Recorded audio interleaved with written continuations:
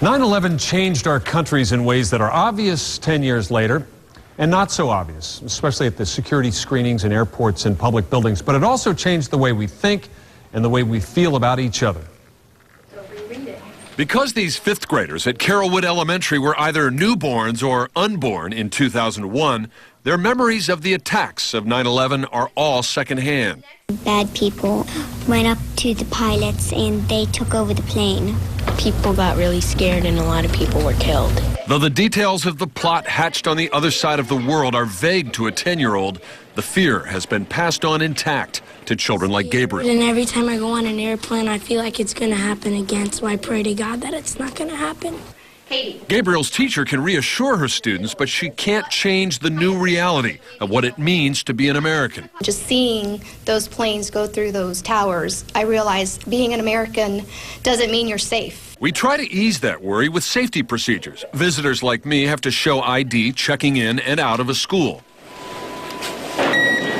At airports and courthouses, we shed our belts and open our purses to uniformed strangers. All of us. Have you gotten used to that? Yes, I have. I don't like it, but I do it. It is a hassle. Process server Juan Rivera stopped wearing a belt to speed his way into the Hillsborough County Courthouse. But since 9/11, he's beefed up security at his own home as well. I've gotten bigger dogs, and I've had my yard fenced in. Rivera knows his home is an unlikely al-Qaeda target, but he has a sense that the world is a more dangerous place now.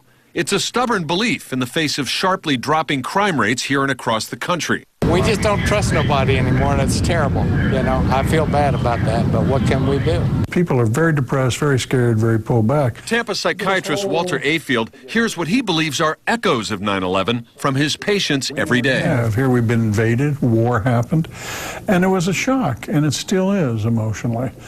People are fearful. That fear has brought many Americans together in patriotism and in grief as our fallen soldiers from the two resulting wars of 9/11 are returned home. I want that family to know that there are people in this country that do care what their son did for this country. But some of that fear turned to suspicion directed at Muslim Americans, 43% of whom have reported some kind of harassment in the last year, according to a Pew Research poll. I feel like I'm home. I've been here for almost 13 years now.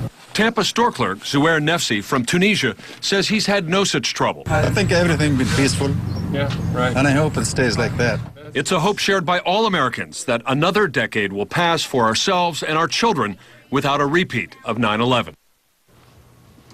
Well, will things ever go back to the way they were? Not likely. But the nation's top security officials this week said that new screening technology will soon allow us to keep our belts and our shoes on at the airport. It's a small thing, but it's something. Sure is. Thanks, Brendan.